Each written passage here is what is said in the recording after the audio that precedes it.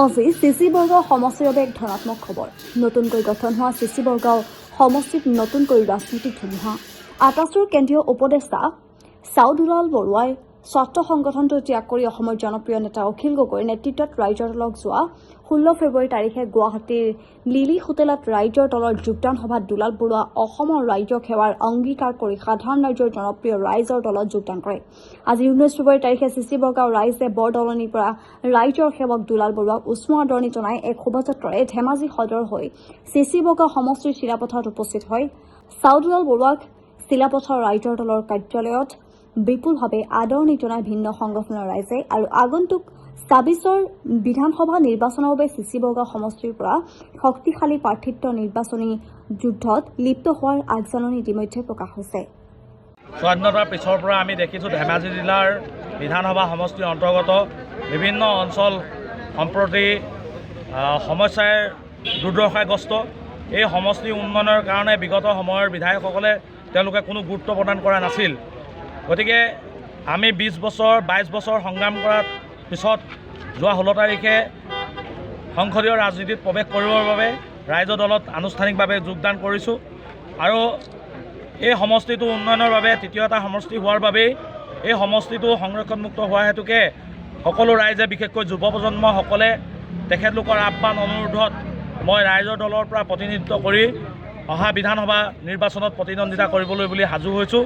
গতিকে এই যিসমূহ আমাৰ সমস্যা আছে এই সমস্যাবিলাক সমাধান কৰিবৰ বাবে আজি সমষ্টিৰ ভূমিত প্ৰৱেশ কৰিছোঁ আৰু ৰাইজৰ আশীৰ্বাদ লৈছোঁ, মাতৃভূমিৰ পৰা আশীৰ্বাদ লৈছোঁ যাতে ২৬ৰ নিৰ্বাচনত মোক জয়ী কৰাই নিয়াৰ ক্ষেত্ৰত সকলোৱে আশীৰ্বাদ শুভকামনা প্ৰদান কৰে।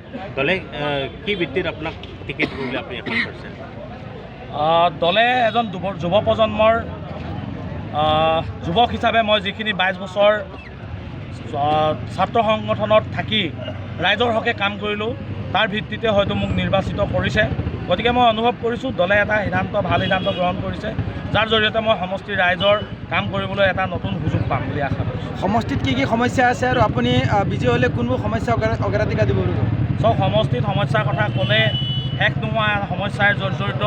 বিশেষকৈ আমাৰ নিবনুৱা যুৱকসকলে তেওঁলোকে সংস্থাপনৰ বাবে আজি বিভিন্ন অসমৰ বাহিৰত তেওঁলোকে কোম্পানীত চাকৰি কৰিবলৈ গৈ আমাৰ বহু লোক ইতিমধ্যে মৃত্যুৰ মুখত পৰাৰ পৰিলক্ষিত হৈছে। গতিকে আমি আমাৰ যুৱ প্ৰজন্মসকলৰ তেওঁলোকৰ যিসমূহ স্কিল আছে সেই স্কিলসমূহক উন্নতমানত দক্ষ প্ৰশিক্ষকৰ দ্বাৰা প্ৰশিক্ষণপ্ৰাপ্ত কৰি আমাৰ যিবিলাক সমস্যা আছে এই সমস্যাসমূহক সম্পদলৈ ৰূপান্তৰিত কৰিবৰ কাৰণে এটা পদক্ষেপ গ্ৰহণ কৰিম।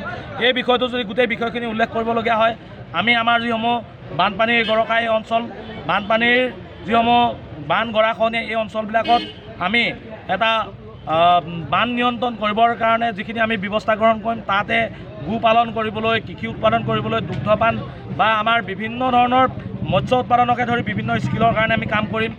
বাকী যিসকল নিবনুৱা যুৱক যুৱতীয়ে অন্যান্য যিসমূহ স্কিল আছে তেওঁলোকৰ সেইবিলাকৰ কাৰণে সুদক্ষ প্ৰশিক্ষকসকলৰ দ্বাৰা প্ৰশিক্ষণ দি তেওঁলোকক কামৰ বাবে আগবঢ়াম।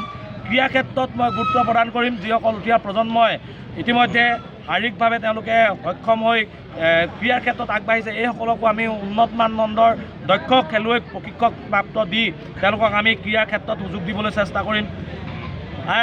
ভূমি সমস্যা আছে, নদী বান গৰাখহনীয়া, অসম অৰুণাচলৰ সীমান্তমূৰীয়া বিভিন্ন সীমা সমস্যা আছে। এই সমস্যাবিলাক সমাধান কৰিব লাগিব।